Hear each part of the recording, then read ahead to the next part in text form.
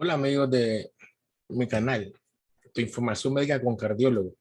Hoy voy a hablarles sobre un tema médico, como es el abordaje, cómo valoramos el dolor de pecho en la consulta médica en la emergencia.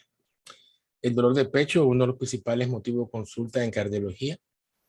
Es el segundo motivo de consulta en medicina general y frecuentemente es mal abordado. En cuanto al diagnóstico, porque hacemos diagnóstico de anginas de pecho, de problemas coronarios en pacientes que no presentan alteraciones del todo, completamente no. Y otras veces en pacientes que hacemos el diagnóstico correcto de angina, hacemos estudios inapropiados. Y por eso es que la Asociación Americana de Cardiología hizo recientemente un consenso en donde hace un resumen de diferentes estudios que se han venido desarrollando en los últimos años, tecnología avanzada, donde trata de esclarecer cuál es el lugar, la función de cada estudio para su correcta indicación. Y por eso traigo a ustedes dos artículos fundamentales. En primer lugar, la guía en sí, que aún no ha salido publicada completamente en su versión perfecta, por decirlo ahí. Es un borrador lo que tenemos, pero está acá y lo pueden encontrar desde ya en el Jack, en la revista. Esta es la biografía. Y también una carta, un documento que publica el NACIR sobre esta guía. Con eso es que estamos nosotros realmente haciendo esta discusión. Lo vemos muy apropiado, sencillo, y por eso es que hemos traído para discutirlo con ustedes. Bueno, aquí, ¿qué es importante? Bueno, es definir lo que es un dolor isquémico. ¿Okay? Sin duda, un paciente, una persona adulta que tiene un dolor de pecho, lo primero que le preocupa es que sea cardíaco, porque ha escuchado, sabe que las personas que tienen problemas cardíacos se mueren antes que las personas que no tienen problemas. Nosotros como médicos sabemos que en la presencia de un infarto o miocardio, el 50% de las personas van a morir, inclusive antes de llegar al hospital. Y el otro 50% también tiene una alta probabilidad de complicaciones. De modo que el diagnóstico acertado de un dolor isquémico, el diagnóstico apropiado de que si es un síndrome coronario agudo con elevación del ST o no, es importante. Y por eso, bueno, es que es fundamental que los médicos que estén en emergencia sepan diferenciar cuando alguien tiene un dolor agudo o de un dolor crónico. Un dolor agudo va a ser, según esta misma guía, cuando el paciente tenga un dolor precordial por primera vez, o bien ya tenía problemas cardíacos, pero estaba estable y aparece el dolor de forma nueva, como primera vez, o empeoramiento del dolor que ha presentado, ya sea en frecuencia, en intensidad o en duración, o que de pronto requiera mayor cantidad de medicamentos o actitudes nuestras para controlar. Ese dolor es un dolor agudizado de un empeoramiento progresivo. Ese dolor se debe considerar como un dolor agudo. Y estable o crónico es cuando un dolor ya está definido, ante qué situaciones se aparece, que con el esfuerzo, por ejemplo, a 200 metros, el paciente sabe que si sube algo más apurado, le da el dolor, o si camina apurado en plano también, y sabe también cómo evitarlo. Entonces, ese es un dolor crónico. En general, los dolores agudos son los que manitan más a astucia nuestra, intervención rápida, ¿ok? Porque pueden derivar en un infarto. Entonces, en la guía aparece este primer gráfico, en donde, de acuerdo a las características del dolor de pecho, van a ser más frecuente o no la probabilidad de que ese dolor sea isquémico. Ven ustedes aquí, probabilidad de isquemia, y a la izquierda, high, alto riesgo de que este dolor sea realmente provocado por una isquemia cardíaca, que el dolor sea central, opresivo, como que le apriete internamente, el paciente hace la mano como que un dolor, siente que se muere, ¿ok? Es provocado ante el esfuerzo físico o el estrés mental o físico también, y es retroesternal. Entonces ese dolor tiene alta sugerencia de que sea cardíaco. Y en el extremo verde, donde diríamos que es muy poco probable, son dolores comúnmente que vemos en gente joven menor de 30 años, son dolores agudos, punzantes, localizados, que el paciente puede identificar con sus dos dedos dónde es que le duele. Refiere que cuando inspira le duele más, eso nos ayuda a pensar que puede ser, hay un componente pleurítico, también que se alivia o cambia a la hora de rotarse a la izquierda, rotarse a la derecha, hacia adelante o hacia atrás, comprenden. Sea un dolor que modifica su intensidad o aparece o desaparece con movimientos del tórax o respiración, no es cardíaco, más bien indica irritabilidad pleural, pleurítica, ¿ok? Dolor torácico. Entonces, bueno, eso es importante determinarlo, porque eso lo traemos con el interrogatorio. Y por eso en cardiología es fundamental interrogar a los pacientes. Con esta dedicada discusión con el paciente, de preguntarle cómo es la molestia, usted está ya ahorrándose una gran cantidad de tiempo y recursos a usted, al paciente, y además hacia el sistema de salud que usted está enfrentando, ya sea un lugar privado o público. Esto habla de costos. Y por supuesto es importante ver quién es el paciente. Lo mismo que venga un dolor a verme a la consulta, un señor que tenga más de 60 años, diabético, hipertenso, que tiene factores de riesgo, y me dice que tiene un dolor típico, digamos, como lo mencionaba anteriormente, donde hablamos de angina atípica, que es actualmente lo que propone la Asociación Americana, cambiar la nomenclatura de dolor atípico, típico o no cardíaco, y propone que hablemos de cardíaco, posiblemente cardíaco o no cardíaco. Eso es lo que hablan ellos, porque dicen que estos términos son más específicos como un potencial diagnóstico de la causa subyacente. Entonces, ellos plantean que ahora vamos a hablar de dolor isquémico, cardíaco, discúlpeme, posiblemente cardíaco o no cardíaco. Entonces, este dolor, este señor que viene acá, con la edad que se nota y factores de riesgo asociados que interrogué, que averigüé, pues es muy probable que el dolor de sea cardíaco. Sin embargo, tenemos del otro lado una muchacha joven que se ve que está en ropa deportiva, que posiblemente andaba haciendo ejercicio, que de pronto tiene un dolor y no fuma, no es hipertensa, no es diabética, tiene 30 y el dolor es localizado, pues este dolor posiblemente sea no cardíaco, ¿correcto? Es importante entonces que la edad, el sexo, esos son factores de riesgo que no se han modificado con esta guía, son los mismos de siempre. Los factores de riesgo que usted averigua con el interrogatorio y cómo es la característica del dolor. ¿Okay? Y esto a nivel de evidencia es, bueno, por lo menos la recomendación es 1. ¿Okay? ¿Cómo se valora este paciente? Es importante cuando damos a un paciente lo estratifiquemos. ¿Okay? Efectivamente, en bases a la probabilidad de que ese síntoma sea atribuido a isquemia miocárdica. Eso es importante. Y para eso es el interrogatorio, cómo es el dolor y los factores de riesgo del paciente. Si tiene 3 o más factores de riesgo tradicionales, diabetes, hipertensión, colesterol, etcétera, etcétera, es un paciente de múltiples factores de riesgo. Si tiene 2, tiene un riesgo intermedio en general. Si solo tiene un factor de riesgo el paciente, generalmente es riesgo bajo. Entonces también en la guía aparece los motivos o diagnósticos más comunes cuando los pacientes llegan a emergencia y de Emergency Department de acuerdo al grupo de edad. Vean, 18 a 44 años, un gran intervalo de edad realmente. 45, 64, 65, 79 y más de 80 años. Vean cómo en azul es dolores no específicos. O sea, en la mayor parte de los pacientes, independientemente de la edad, más del 40% de los casos, no se logra determinar en emergencia cuál es la causa realmente del dolor. Porque el dolor de pecho no es solamente producido por problemas cardíacos. Hablo cardíaco en general, pericárdicos, miocárdicos, valvulares. ¿Okay? No es solamente cardíaco, son causas extracardíacas que pueden producirlo. Y entre las cardíacas están las isquémicas. Entonces usted tiene que valorar que de acuerdo realmente al grupo de edad, cuáles son las causas más frecuentes. Y vean acá, en menos de 44 años. Dolor a la respiración, como segundo lugar, 10%. Dolor abdominal a veces, dolor de huesos, musculares, por ansiedad, dolores superficiales por irritación del dermatoma, arritmias a veces, por taquicardia, algunos pacientes experimentan cierto grado de dolor de pecho, problemas de esófago como reflujo, a veces hay dolores por neumonía. Es decir, el grupo menor, el grupo este de 18 a 44 años no es muy común la enfermedad coronaria. Pero cuando ya estamos acá de 45 a 64 años, aparece en segundo lugar, después de los dolores inespecíficos, las causas ateroscleróticas. Y esta va aumentando poco a poco a medida que avanzamos, vean, en los grupos etarios. Sin embargo, vean que en más de 80 años, un 8% es que la causa es de emergencia de coronario. No es la mayor cantidad. Interesante esto. Recordemos que las personas a veces de más edad pueden tener algunos disociación a la hora de percibir un dolor y no estar muy claro, muy definido de cómo es la naturaleza y nos cuesta más el interrogatorio.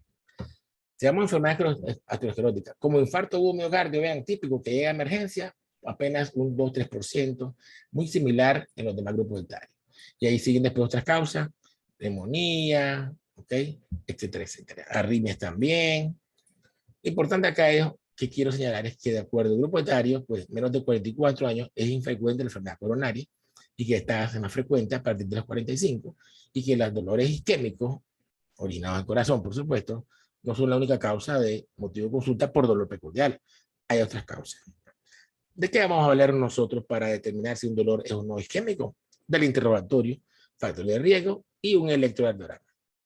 El electro, en esta guía novedosa, nueva de este año, siguen manifestando que el electro es la piedra angular de nuestro inicial. Nos permite aproximarnos al paciente. ¿Ok? Importante. Y debe ser realizado en menos de 10 minutos. Vamos a hablar brevemente sobre el examen físico. El examen físico, un paciente que está en dolor precordial debe ser un examen físico básico, buscándole causas cardíacas. Y estas cardíacas de dolor isquémico o de dolor precordial, que la causa puede valer la vida del paciente. Por ejemplo, disección de aorta, embolia pulmonar, ruptura esofágica. ¿Ok? Importante. No es el momento para empezar a pensar en diagnósticos raros, infrecuentes o que no comprometen la vida del paciente. Si obviamente el paciente tiene un dolor de pecho que es torácico, es un paciente joven y no tiene que estar dedicando mucho tiempo en ese paciente. O sea, y tampoco buscando, por ejemplo, síntomas o signos de ruptura aórtica, porque ella tiene un cuadro definido que no va a ir con el dolor torácico típico del paciente. O sea, no pierde el tiempo. Si puede examinarlo, claro que sí, que es parte del examen físico, sus 4 pulsos superiores, las dos, tomar la presión en los brazos, perfecto, y pulsos inferiores, ver si no están frías. El dolor no es urente, intermitente, el paciente no es hipertenso, no tiene efecto de riesgo para aterosclerosis y ruptura aórtica, pues pase la página y no le mande una tomografía, por ejemplo, que puede caer hasta en eso el médico. No, es un examen físico enfocado en las causas que pueden dar dolor de pecho y causan muerte del paciente. ¿Cuáles son? Síndrome coronario agudo, fundamentalmente, por supuesto, disección de aorta, ruptura esofágica, bueno, y también de paso la pericarditis que no compromete si la vida del paciente. Pero eso con electro usted se puede valer. Entonces, con electro usted tiene diagnóstico presuntivo igual, descartar que un infarto con ST elevado. Si trastornos del ST son difusos, pues puede ser una pericarditis. Si el ST está deprimido o no está deprimido, o hay trastornos específicos de la onda T, pues puede ser un síndrome coronario agudo, no ST elevado, si el dolor del paciente o los síntomas son típicos. Recuerden que la angina y la disnea, o la disnea, mejor dicho, puede ser sinónimo de angina. Y si el electro es nada por completo no diagnóstico, bueno, ahí usted puede reestratificar el riesgo del paciente. Se puede ver de las enzimas cardíacas que indicó inicialmente cuando sospechó que el dolor es isquémico, ¿ok? Importante. O haga un electro con derivaciones posteriores, para descartar un infarto lateral, lo que antes era llamado posterior. Y si tiene una arritmia paciente rápida, una FA 130, 140, un ataque de arritmia, pues eso puede ser realmente la causa del dolor de pecho y actuaría según las guías. En cada contexto, usted va a actuar según las guías recomendadas. Ok, entonces tenemos este electro. Podemos tener tos porque tenemos un problema faríngeo actualmente. Ok, entonces tenemos aquí un electro de 2 derivaciones. ¿Qué es lo que le llama la atención? Bueno, tenemos una aleación del cemento CT de 2 entre 3 en ABF de más de 1 milímetro, lo que me hace sospechar un infarto en evolución en fase hiperaguda. Y tiene además el cemento CT deprimido en ABL, lo cual lo presentan todos los infartos de cara inferior. Todos los infartos inferiores tienen el CT deprimido en ABL. Algunos también van a tenerlo en D1, no todos.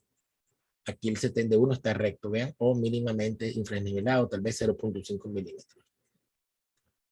Y también nos llama la atención que tiene fenómeno de isquemia a distancia, isquemia en espejo, como quieran llamarle, ¿ok? En las direcciones de cara anterior, tal vez un poquito aumento del voltaje de la R en V2.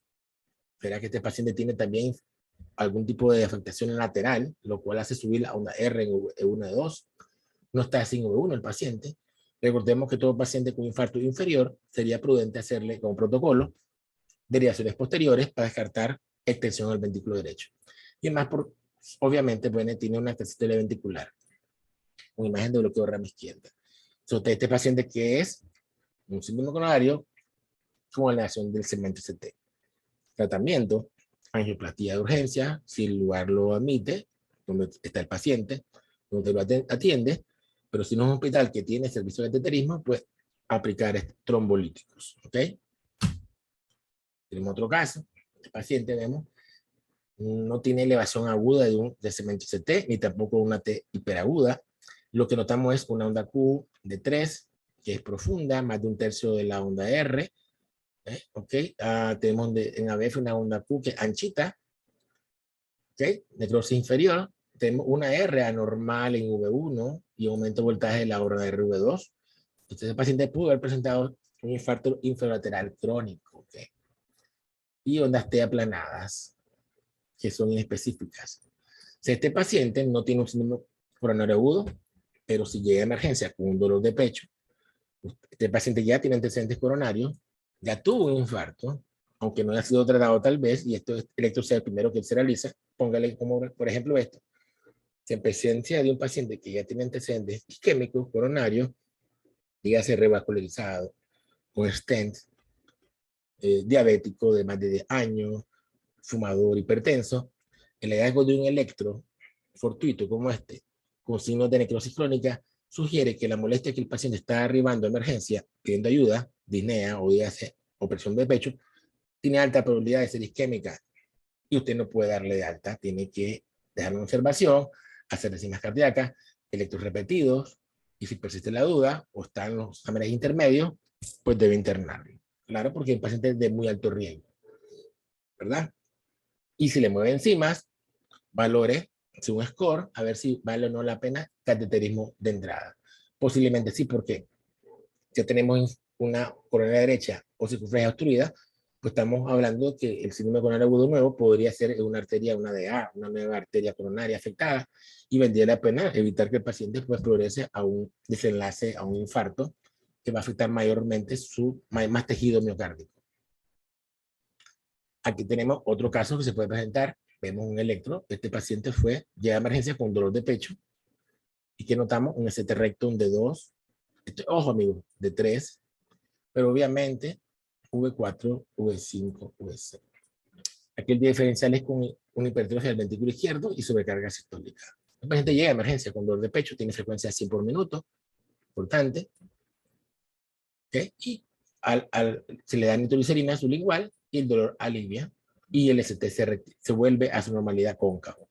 Entonces este paciente tuvo un síndrome coronario sin elevación de ST, debe hacer antes una angina inestable, se estratifica según sus riesgos y se decide si cateterismo o tratamiento médico, ¿verdad? Se reevalúa posteriormente el paciente si fue tratamiento médico, independencia de una estratificación apropiada, clínica y tal vez con exámenes de imágenes, decidiremos la conducta si va a ser médica o tendría que ser invasiva. Entonces, venimos al tema más importante, que es la indicación de estudios que van a apoyar al diagnóstico inicial que estamos realizando. Estudios, en general, de cardiología anatómicos y estudios funcionales. Anatómicos son para ver solamente anatomía coronaria, placas por ciento de estenosis, flujo colateral, nos sirven también. Realmente nos da la idea de la anatomía de la corona. Mientras que las funcionales van a decirnos si esas lesiones que estamos encontrando en los estudios anatómicos son o no productoras de isquemia o si tienen o no riesgo de complicarse y evolucionar a un infarto agudo miocardio o una muerte súbita, pues, dígase.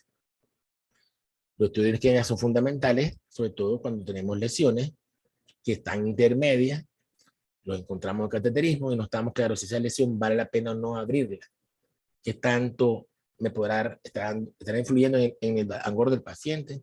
¿Estará influyendo en la capacidad funcional del paciente deprimida? ¿Okay? hay cateterismo, se hacen estudios, se mete un catéter para medir gradiente de presión interno. Bueno, hay una gran cantidad de evolución en esto. Vamos a hablar de básicos.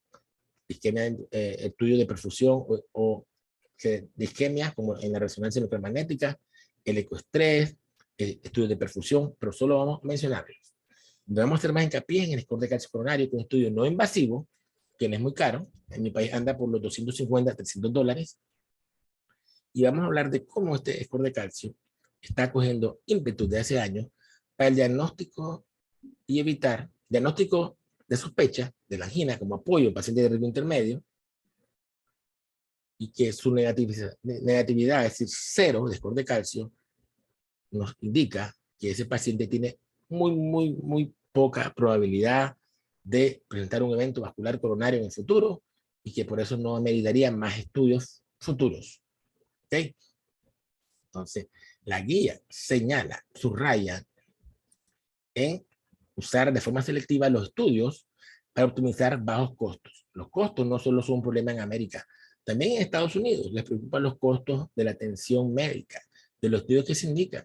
Los seguros son los que aprueban todo esto, no es que el médico indica haz lo que él desea, porque así es, siempre el seguro está atrás verificando la indicación del médico para que sepan, y el que aprueba o desaprueba los costos que va a tener que asumir.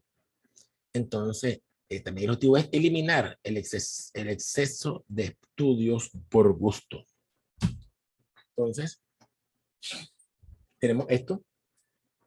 Esta es pirámide de riesgo que está en la guía, esta que estamos discutiendo. Entonces, vamos a usar con lo más crítico, que quiero que esté claro. Paciente que llega a emergencia con dolor típico isquémico, agudo, con repercusión hemodinámica, ¿ok? Este es un electro y es ST elevado, un síndrome que no se esté deprimido, ¿ok? Enzimas positivas, este paciente, si tiene criterios graves, el paciente siempre debe ser dirigido a angiografía coronaria. Eso no cambia. Aquí no cambia esto. El procedimiento no cambia en pacientes de alto riesgo, absolutamente no. El problema es en los pacientes que están estables, donde no llegan con eventos agudos. Cuando está estable y el paciente le permite, por su estado de salud, le permite hacer estudios anatómicos o funcionales, es donde aquí puede ser la discusión de cuáles indicar. Se vamos a hablar sobre todo de pacientes estables. Un paciente asintomático que no tiene ningún síntoma no debe de estudiarse.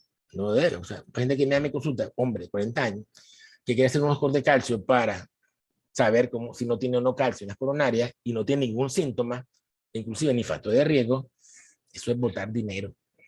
Y bueno, si se lo quiere hacer privado, pues que lo hace. Pero a mí no me ha caído ni un paciente todavía que se haga esos estudios porque quiere, sinceramente. Por lo menos en el país la gente no está dispuesta a pagar $300 solo porque sí. Se hace un electro, se hace un eco, una prueba de esfuerzo, pero hasta ahí. Pero bueno, la recomendación americana basada en evidencia dice que no debe hacerse prueba a pacientes así. Bueno, un electro puede hacerle, no hay problema, que conste, claro. Un eco si es hipertenso. Pero no estudios, digamos, ecos de calcio, angiotaques, etcétera. Una prueba de esfuerzo, inclusive se manda en pacientes asintomáticos en los seguros de vida. La gente que pide préstamos a bancos le mandan actualmente prueba de esfuerzo, okay, si tiene más de 45 años, está bien. Esa es otra discusión. Vamos a suponer que sí tiene el paciente dolor de pecho y por clínica, por factores de riesgo, tiene un riesgo bajo coronario. Usted puede no hacerle score de calcio y si quiere, pues perfectamente puede hacerle un electro, una prueba de esfuerzo, un eco para valorar alguna causa secundaria de dolor de pecho por abdominal, por ejemplo. Y opcional, dicen ellos, score de calcio. Eso depende de la decisión del paciente. Habla de riesgo bajo, ¿ok? Un factor de riesgo, por ejemplo. Si riesgo intermedio es cuando un paciente tiene 2 factores de riesgo cardiovasculares, diabético, por ejemplo, 5 años de evolución, hipertenso, usted sabe que son pacientes de alta probabilidad.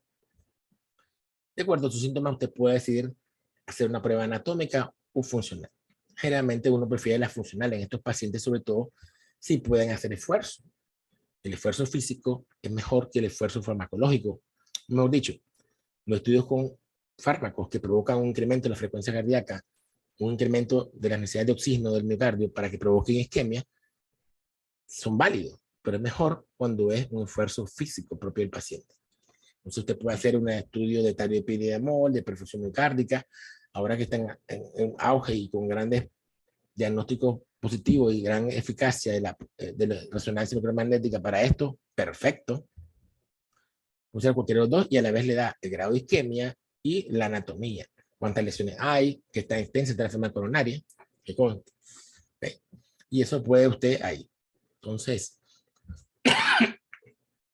igual en alto riesgo, sin embargo, si está no con síntomas agudos, porque los síntomas agudos del paciente están contraindicadas formalmente todas las pruebas funcionales. Y lo digo claramente.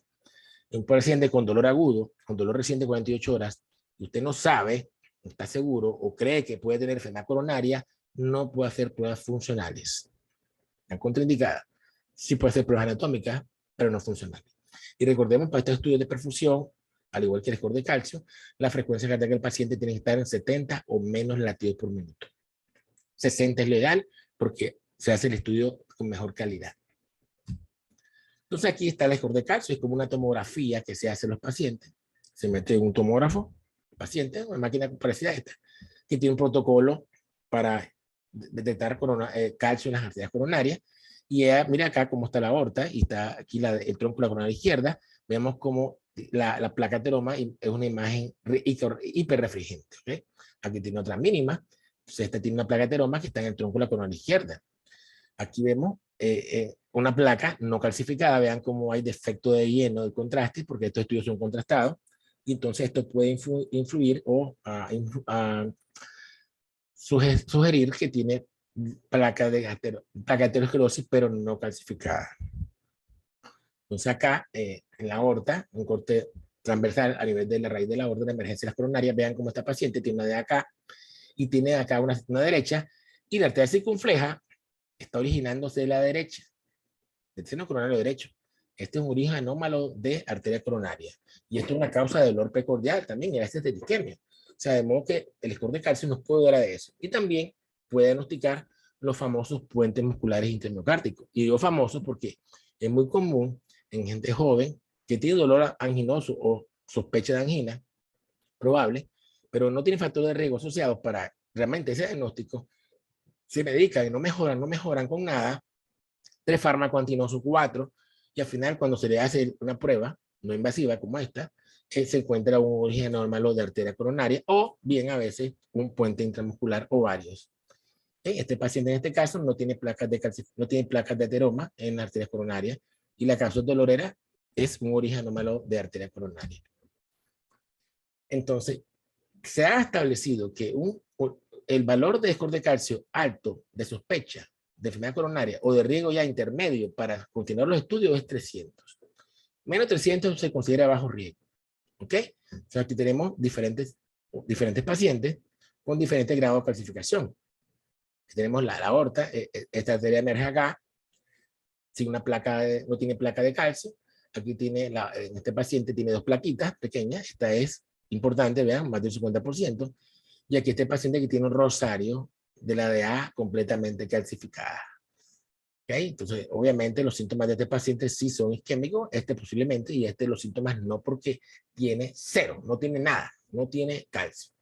Los equipos de tomografía para score de calcio tienen una especie de gradación. Ellos miden en unidad de Agaston, y, digamos, la densidad de las placas, etcétera, etcétera, y es lo que les da el valor de 300 o más unidades. Y en base a eso es que hay protocolos de seguimiento. Y aquí les traigo ya estamos terminando. Es un paciente que viene a emergencia por dolor de pecho o no está estable. Este paciente que hay emergencia, vamos a ver, varias posibilidades. Desde que hay emergencia y tiene dolor agudo, tiene alta probabilidad de que sea isquémico. Vamos a hacerle un estudio anatómico funcional. Si el dolor es típico, si es menos de 50 años y si tiene troponina alta, ese es un signo coronario o muy posiblemente es isquémico. Esos pacientes llevan estudios, no hay problema. Cateterismo o estudio de resonancia con perfusión, etcétera, etcétera. Pero el paciente que usted le hace la valoración de riesgo previa, que es la probabilidad del pretest, no, y es baja, usted a este paciente lo estudia. Usted dice, bueno, tiene paciente riesgo intermedio, es hipertenso, más nada, tiene 50 años, bueno, le hago eco, le hago normal, la prueba de esfuerzo dio negativa, pero supongamos que al final de la prueba de esfuerzo o tuvo un dolor de pecho, pero no fue típico, no cambió el electro en la prueba de esfuerzo, o al fin de la prueba hizo disnea y usted se queda con la duda. y dice, bueno, mire señor, puede ser, bueno, tiene dos factores de riesgo, la prueba no fue concluyente, vamos a hacer el cloruro de calcio, se lo hace. Si le da cero, hay un consenso actual que hasta ahí llegó el estudio. Hasta ahí llegó. La probabilidad es 1 por 25,000 pacientes de que tenga realmente un problema coronario y que no, la prueba de calcio sea 0. Muy baja probabilidad, o sea, no hay casi probabilidad de error. Este paciente no debe ser considerado como estudio. Sin embargo, si le hace estudio de calcio y le da más de 0, pues usted puede valorar una prueba anatómica funcional para llegar al diagnóstico probable de la causa de ese dolor que estamos hablando que es isquémico, ¿no? Porque es típico, porque tiene alta probabilidad por sus factores de coronario, ¿ok? Importante. Y hablan aquí de enfocarnos en pacientes menores de 50 años que debemos de aclarar la duda, sobre todo por el pronóstico que puede influir en los pacientes a largo plazo, que se nos pase un paciente que es isquémico a esa edad, que realmente no son frecuentes.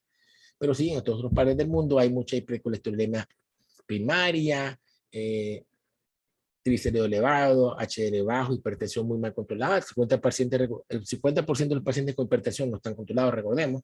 Entonces, bueno, sí puede haber pacientes que tengan 50 años y que tengan enfermedad coronaria, ¿no? Lo han visto, si fuman también. Entonces, pues aquí lo importante es que quiero yo discutir de nuevo, es que el cloruro de calcio 0 es no prueba.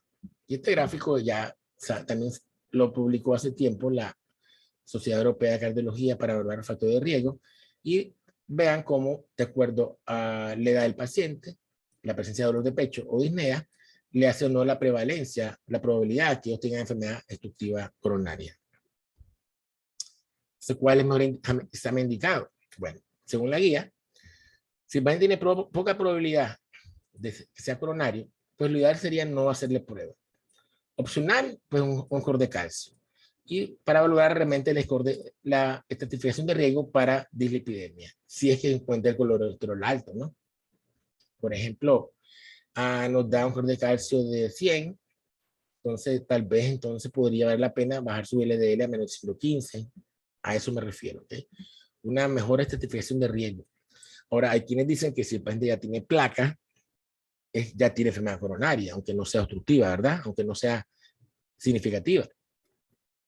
Yo lo dejo eso a discusión suya. En general, si yo tengo un paciente que tiene un score de calcio menos de 300, pero es positivo, y el paciente tengo por ejemplo, ahora me viene a la mente un paciente mío de 60 años, hipertenso de más de 5 años, sobrepeso, con abdomen pronunciado, con tendencia a dislipidemia frecuente, y él tiene un score de calcio positivo, es asintomático desde el punto de vista cardiovascular, pero yo decidí bajarle el colesterol a menos de 55, aunque no haya tenido un evento vascular coronario todavía. Cuestionado, pues sí puede ser. Hay quienes dirán que es menos de 70. Yo eso lo discuto con el paciente, y si el paciente lo tolera la estatina y él desea mantenerla, pues mantenemos sus parámetros lipídicos súper bajos, al igual que nos guiamos también por el PCR ultrasensible, en que esté menos de 2, que indica que estamos desinflamando las arterias coronarias. Si la probabilidad del paciente es intermedio alta de riesgo, bueno, y tiene menos de 5 años, entonces la probabilidad que no sea obstructivo es alta, pero sospechamos que puede ser coronario, pues sí, un angiotac es lo que ellos aconsejan. Si el paciente sigue igual, riesgo intermedio alto, pero de la edad es más de 75 años, y existe más probabilidad que esto sea, esta molestia, este dolor de pecho, sea por enfermedad coronaria obstructiva, pues una prueba funcional, que son las pruebas de estrés, si el paciente puede realizarlo, si es indicada para que nos dé el grado de isquemia, el área que está localizado, y así decidirnos, pues, por cateterismo para angioplastía o lo que se puede realizar según la anatomía coronaria del paciente. Aún con esto que he hablado yo y que parece muy claro, que es claro que conste, porque sí, nosotros hemos aplicado este conocimiento de respetar el resultado del score de calcio y nos ha ido bien. Si seguimos, hay médicos todavía, seguimos colegas, que aunque a veces hacen estudios y le dan negativo, continúan insistiendo a hacerle otros exámenes a sus pacientes, elevando los costos de la institución, del paciente, y a veces sometiendo a riesgos innecesarios. Siempre hay que valorar la edad, el sexo del paciente y su factor de riesgo para identificar el riesgo y ver que la probabilidad de que ese dolor que está presentando nuestro paciente sea o no isquémico. Eso no cambia. La clínica no cambia. La historia del paciente, el interrogatorio no cambia. Es importantísimo.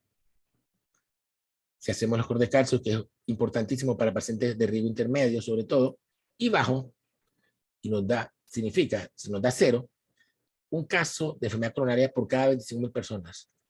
Y hay otros scores de riesgo que dos estudios epidemiológicos han encontrado que la probabilidad es 1% de un evento a 5 años. Por ende, no había necesidad de más estudios. Es donde, en los pacientes de riesgo intermedio, es donde más dificultad hay a veces, o, digamos, discrepancias en cuanto a la conducta a seguir. Porque los pacientes de riesgo alto, no hay cuestionamiento de que vayan a cateterismo, digamos, de un solo, diríamos, ¿verdad? No hay mucha discusión, pero sí no riesgo intermedio. Y aquí donde hay discusiones, bueno, son la angiotac, el score de calcio, que nos ayuda mucho. Yo lo siento como una arma realmente importante, no es invasivo, me aclara mucho el riesgo del paciente, da más tranquilidad al paciente y a usted como médico, ¿okay? De no indicar un estudio, pues simplemente que se eleva los costos a $3.000, un cateterismo diagnóstico, una angiotac $1.000, muy costoso para la economía de nuestros países ya golpeados por la pandemia. Pero con todo esto, que uno sabe, que ha estudiado, últimamente me han tocado 2 casos de la vida real, diríamos, que uno con score de calcio de 150, dijimos que no estaba indicado el cateterismo, sin embargo, se le realizó al paciente. Cosas que ocurren cuando uno trabaja en hospitales que tienen, digamos, vamos a decir que uno pues no es el que comanda directamente la conducta siempre, por X o Y motivo. Y otro caso, que una mujer joven, menos de 55 años, con dolor completamente atípico, hipotiroidea, hipertensa, y que dijimos que no hacía falta cateterismo, que si el score de calcio le dio 0, el score de calcio, y aún con todo, se le hizo cateterismo cardíaco. Entonces, una cosa que uno como médico dicen, bueno, lo incomoda a uno, lo decepciona, porque ver cómo, bueno, obviar la ciencia tiene su costo, ¿verdad? Por supuesto.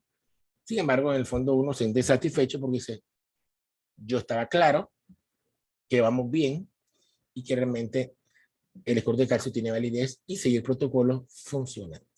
Si bien los protocolos son recomendaciones, usted tiene que aplicar esto a la vida real, a su vida médica, porque le sirven como guía y como organizarse en su pensamiento y actitud siempre ante los pacientes.